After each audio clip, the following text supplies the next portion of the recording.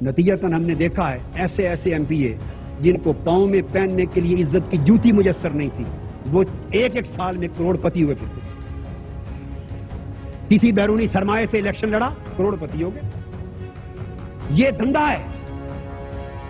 وہ لوگ جو سارے کرپشن کے پروسیس سے آ رہے ہیں اقتدار کے حوالوں میں، چور کہیں کہ ہم چوری کو ختم کر دیں گے، ڈاکو کہیں ہم ڈاکہ زنی کو ختم کر دیں گے، دہشت گرد کہیں دہشت گردی کو ختم کر دیں گے، محالستو چوری۔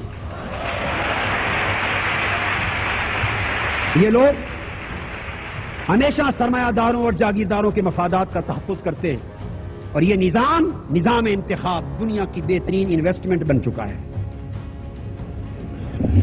اور پھر نااہل اور مفاد پرست عناصر چناؤ ہوتا ہے، اس میں اب نظام کہاں سے بدلے؟ اس پاکستان کے کانسٹیٹیوشن میں آرٹیکل 62 پاکستان کے ایم این ایز اور ایم پی ایز کے لیے اور سینیٹرز کے لیے کوالیفیکیشنز دیتا ہے۔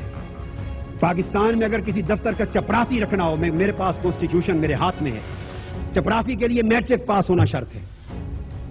ایک کلرک کے لیے شاید آج کل ایف اے پاس ہونا یا ٹائپ سیکھنا شرط ہو گیا ہوگا۔ ایک ڈرائیور بھی رکھنا ہو تو اس کا بھی کوئی معیار اور میرٹ ہوتا ہے۔ کنسٹیبل کے لیے میرٹ ہے، اس کے لیے بھی کم سے کم میٹرک ہونا شرط ہے۔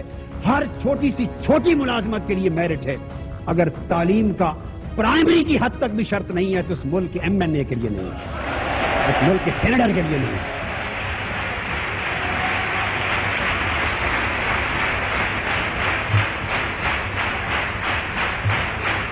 حاضرین محترم،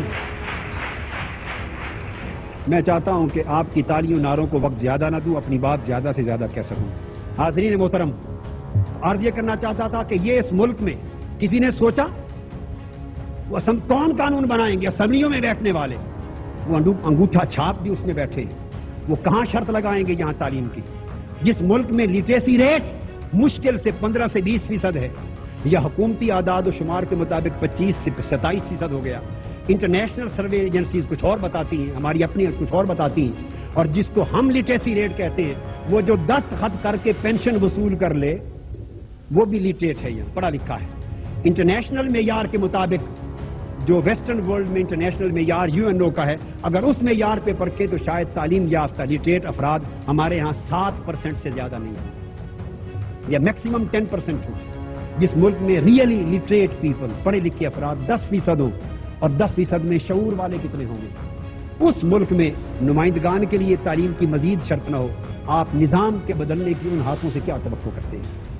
اور جو شرائط کوالیفیکیشنز میں مینشن ہے، یہ تو ہے جو ہونا چاہیے تھا وہ مینشن نہیں، اور جو مینشن ہے ان کو ہاتھ نہیں لگانے دیتے۔ اسی آرٹیکل 62 کے سب آرٹیکل میں کلاس D, E اور F، میں صرف 3 کلاسز بتاتا ہوں۔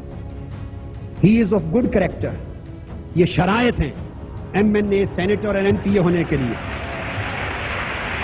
وہ اچھے کردار کا ہونا چاہیے بس۔ and is not commonly known as one who violates Islamic injunctions۔ اور وہ شخص ایسا نہیں ہونا چاہیے کہ جس کی شہرت یہ ہو کوئی اسلامی احکام کی خلاف ورزی کرتا ہے۔ جو اسلامی احکام کی خلاف ورزی کرتا ہے اور جانا جاتا ہے صرف اسی ایک شک کی بنا پر، وہ اس لائق نہیں کہ اس ملک کے مقدس ایوان نمائندگی میں اس کا قدم رکھا جا سکے۔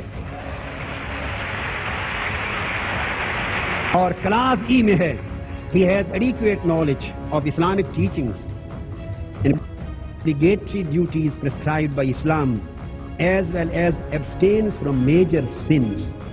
اسلام کے فرائض پر عمل کرتا ہے، یہ کانسٹیٹیوشن کہہ رہا ہے، یہ میرا خطاب نہیں ہے، نہ کوئی میں شرط عائد کر رہا ہوں، یہ کانسٹیٹیوشن کہہ رہا ہے۔ معلوم نہیں کہ یہ چیزیں حقانی صاحب قوم تک اپنے کالم میں پہنچائیں یا نہ پہنچائیں، کم سے کم میں تو کہہ دوں آپ سے۔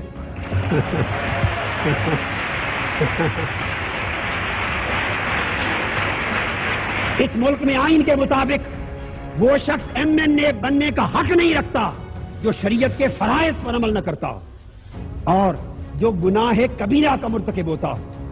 کانسٹیٹیوشن بتا رہا ہے کہ گناہ کبیرہ کے مرتکب افراد اس ملک کی عوام نمائندگی کے ممبر بننے کے اہل نہیں۔ اور اس ملک کے ایوان نمائندگان کے جو ہاسٹل ہیں وہ گناہ کبیرہ کے سب سے بڑے اڈے ہیں اسلام آباد میں.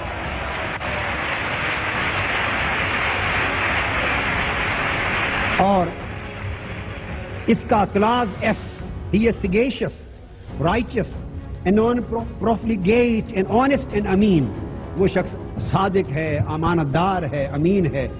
اگر یہ تین شرائط, باقی کسی کو نہ چھیڑیں, میری مؤدبانہ گزارش ہے معذرت کے ساتھ, اگر یہ صرف تین شرائط پر آج عمل ہو جائے اور ایک غیر جانبدار کمیشن تمام M N As, M P As اور سینیٹرز کو ان تین شرائط کے معیار پہ غیر جانبدارانہ طور پہ پرکھ کے فیصلہ کرے تو شاید مشکل سے صرف 10% افراد اسمبلی میں بچیں, باقی سب کک آؤٹ کر کے باہر نکال دیے جائیں.